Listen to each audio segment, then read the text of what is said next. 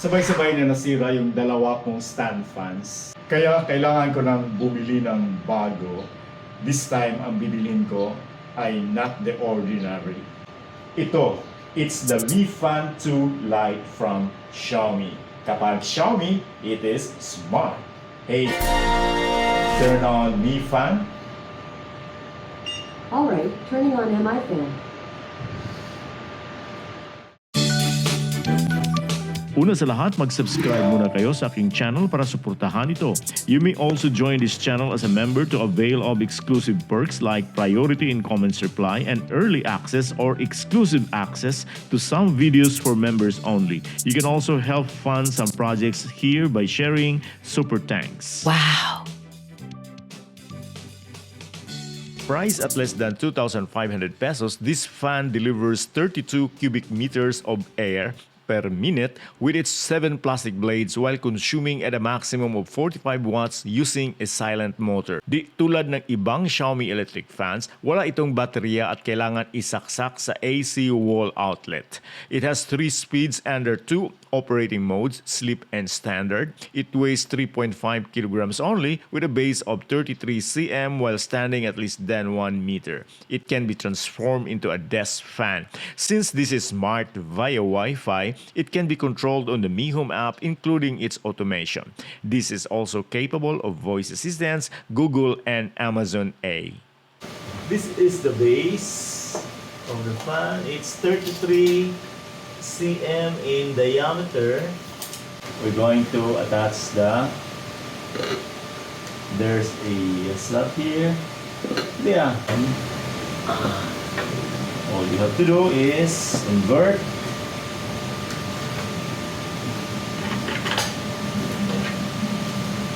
Then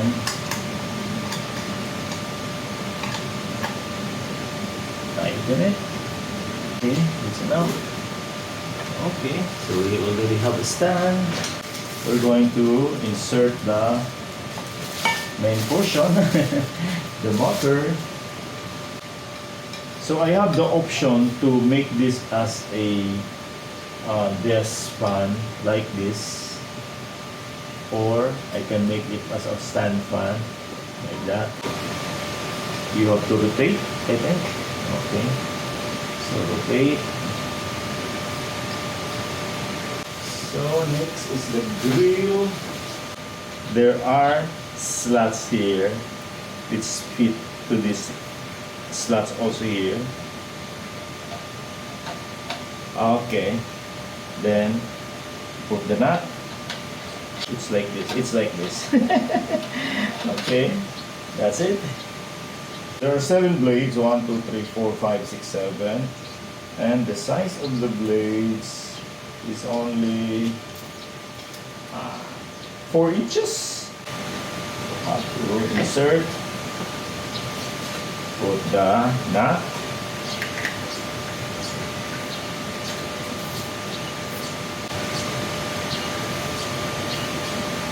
Tighten it. And finally, the cover grill, the front grill. There's a portion here for screw. So finally, I got it. I was able to align the screw and the hole. Okay, it's done. This is it.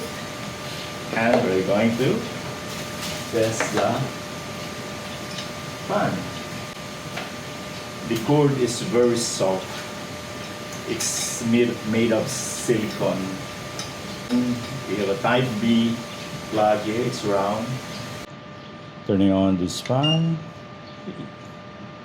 The Wi-Fi pilot light here is blinking. It means it has to connect yet. You need to pair this.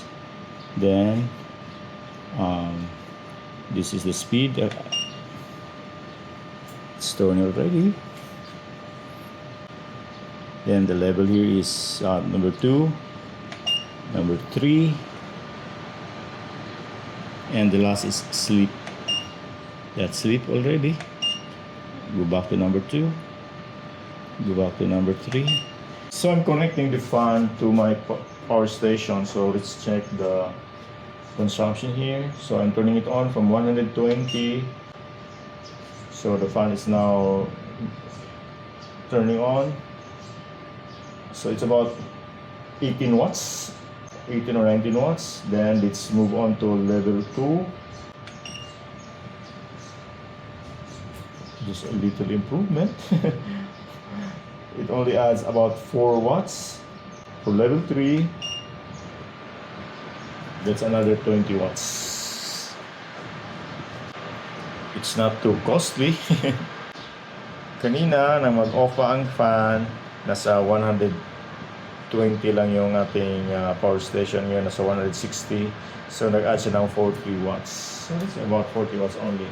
But turn this off from 160 to 120. So about 40 watts. So right now it's under speed 3. If I turn this off, then turn it on again, it will remember the last setting, okay, which is level 3. If I'll transfer that to level 2, let's say level 2, then I'll turn this off, turn it on again, it will remember the last settings. Ito ang kanyang button for oscillation. Kung pindutin mo yan, iikot 90 degrees ang fan.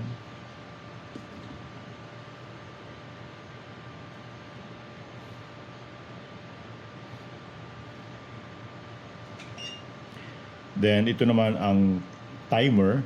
Pag pindutin mo to, pwede natin iset ang operation ng fan 1 hour, 2 hours, or 3 hours. Naka-default yan. Naka-off. That's 1 hour. That's 2 hours. That's 3 hours. So after 3 hours, mag-off na ang fan. So maganda to. You can also tilt the fan upwards and downwards. I-up nyo lang ang assembly dito, ang grill. Then, hindi pa baba. I would recommend hawakan nyo dito ang body ng motor. Huwag lang itong fan assembly, baka sa katagalan masisira itong grill eh. Yun ang usual na masisira sa mga fan. Kung gusto nyo gawin itong desk fan, ang gagawin lang ay tanggalin itong fan dito, ang base niya.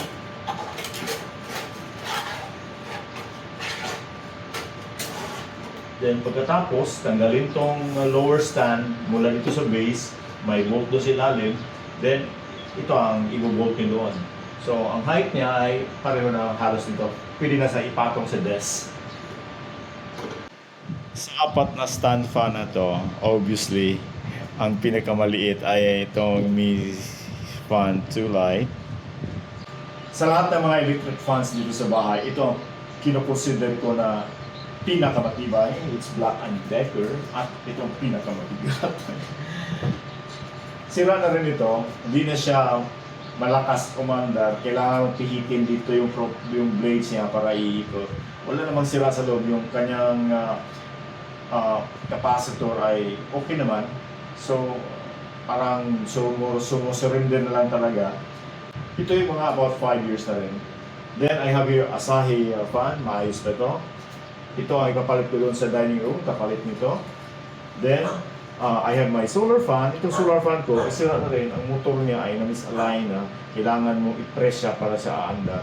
Naghanap ako ng pampalit na motor na 6 volts. Yung nabili ko ay 12 volts. DC. Motor pa rin. Pero matangkad siya. Mahaba siya. So hindi siya magkasya dito. At saka 12 volts siya. Dapat 6 volts na.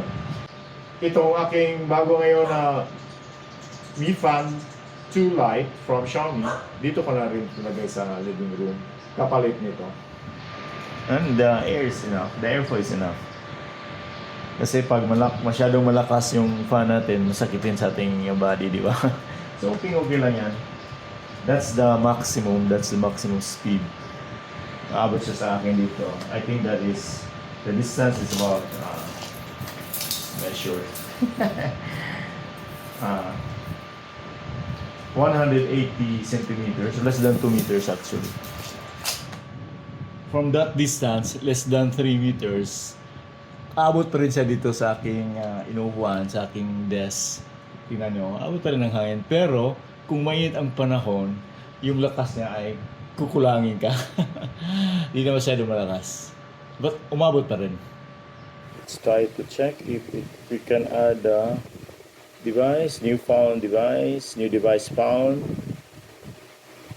Okay, oops. It's 2.4 actually. I'll have to connect this to my main 2.4G. Next, it's connecting.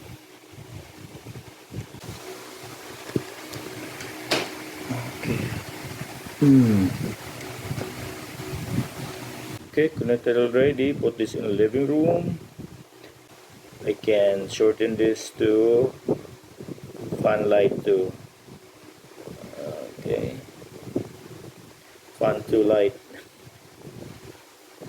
There it is. Agree. Okay, you can turn on. It's turning on already. So there are two modes, direct breeze or sleeping mode. Fan speed settings, that's level 1. Adjust to level 2, level 3. Then I can oscillate. So it's now moving. If I want to delay the turning off of the fan, I can adjust here. Okay, I can also make some schedule. Okay, here. Then also I can make some automation. Okay, okay. Depending upon me, later on I will make automation rules. Since walang remote control ang fan, I program this Mi wireless switch to toggle on and off the fan. Long press ko lang ito. Nag-off ang fan. Long press again. Nag-on ulit ang fan.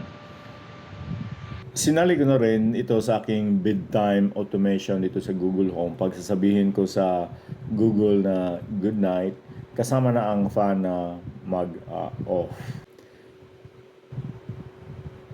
Sa umaga naman,